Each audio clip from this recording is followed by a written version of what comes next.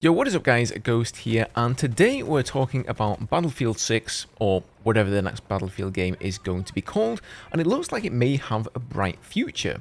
Big emphasis on the word may because, let's face it, DICE and EA's track record in recent years has been far from stellar. We recently gleaned a few new insights into EA's plans for the launch window of the next Battlefield title, what sort of a game they're building, and how they currently view Battlefield 2042's progress so far. Guys, before we get into the video here, make sure that you're subbed up if you enjoy the content. I know things have been somewhat slow here on the channel lately, mostly because of a lack of content for the game, but rest assured, when Season 7 releases, we will be back to it, and of course, when the next Battlefield game releases, I'll be all over that as well. Okay, so this information comes via the latest EA earnings call, and for context here, this is one of the 4 quarterly calls each year where EA talk to their shareholders. So you've typically got Andrew Wilson, the CEO of EA, the CFO, and a few other bigwigs, and they are talking to their major shareholders, the big banks for instance, like Barclays, who want to know how EA are spending their money.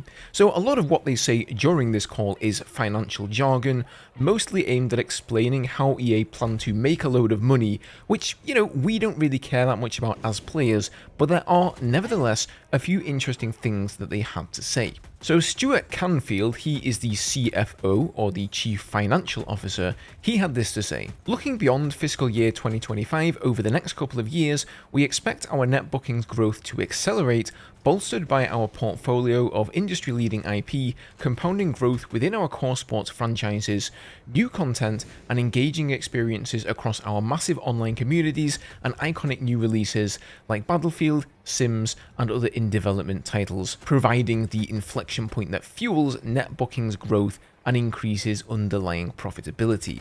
So they clearly note the Battlefield franchise predicted to bring in some large revenue beyond the fiscal year of 2025, which for EA is actually from March 2024 until March 2025. So basically, the absolute earliest that we would see another Battlefield title is in April of 2025. Although EA are known for releasing Battlefield games around October or November, and I consider that to be far more likely. Now, as we already know, we have DICE Stockholm working on the multiplayer, newly formed studio Ridgeline Games, headed up by Marcus Leto, the guy who made the Master Chief for Halo, creating the single player, and then we've got Criterion Games helping them out with Vince Zampella from Respawn heading up the whole shebang. However, we also have Ripple Effect Studios, who created Portal, working on, quote, "a new Battlefield experience that will complement and build upon the series' foundations." I originally thought that may release as a separate title in 2024, but since EA are not predicting any revenue from the Battlefield franchise at all this year, I think it's safe to say that that isn't going to happen. So it's going to be a long wait, and with that in mind, I suppose all we can do is hope that DICE keep on dishing out more seasons for Battlefield 2042 until the end of the year, and preferably into next year as well. Now, the CEO, Andrew Wilson, had this to say: "We are making investments in the future of the Battlefield franchise. Our exceptional teams from multiple world-class studios working with cutting-edge Frostbite technology are building an expansive, community-focused Battlefield universe for fans." So if that's not a buzzword-filled sentence, I don't know what is.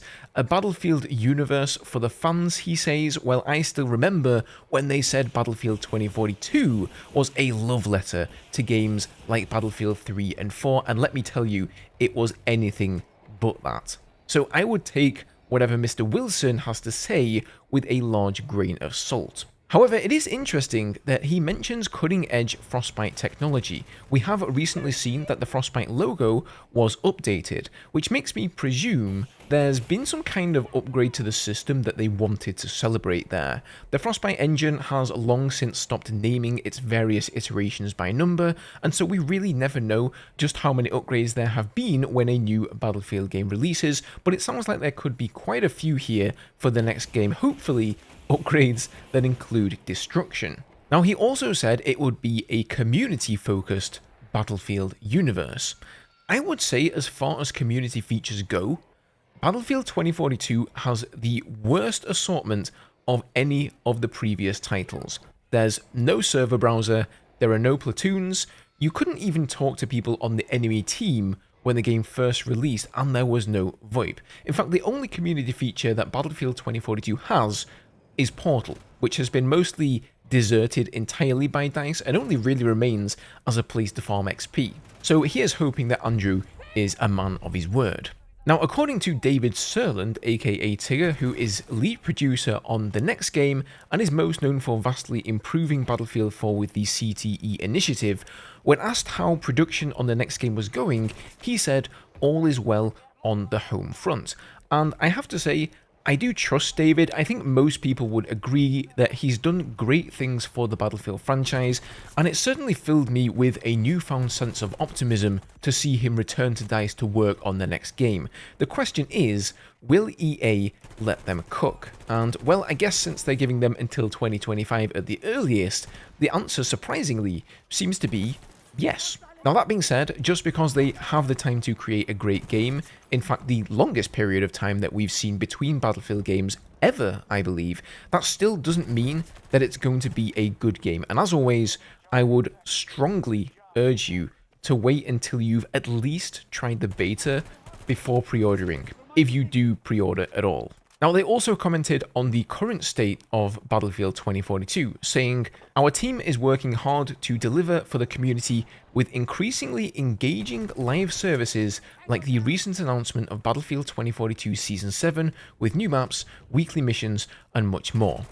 So I would argue that the live service is not increasingly engaging, but rather quite the opposite. We are seeing far less content than we were during the first 4 seasons of the game. Season 7 may have 2 maps on the way, but we've also had to wait twice as long as usual to get them, and I seriously doubt that Season 7 will have double the amount of weapons, vehicles, and etc. that the other seasons had. But I really hope DICE prove me wrong here. Battlefield 2042's community continues to grow, with total players up 17% year over year, and Season 6 live services driving strong engagement, with weekly average users up 37% year over year.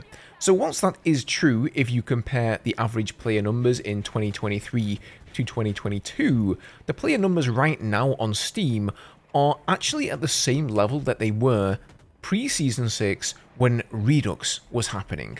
I think a much more telling metric will be to see if all of those 100,000 plus concurrent users that we saw during the free-to-play period, if they actually reinstall and come back when Season 7 releases.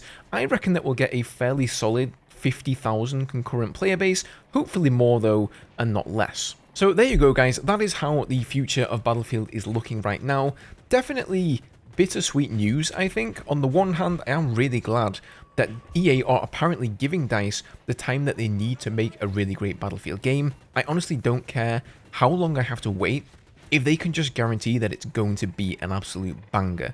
But on the other hand, if the content release cadence is going to be similar to what it's been like now, with a new season lasting 5 months, I'm really not that sure how much of the player base are going to hang around for that sort of content. You know what I mean? Leave me your thoughts down below, guys. Check out this video here if you missed my first impressions of update 6.3. But otherwise, have a good one, and I'll see you all in the next video.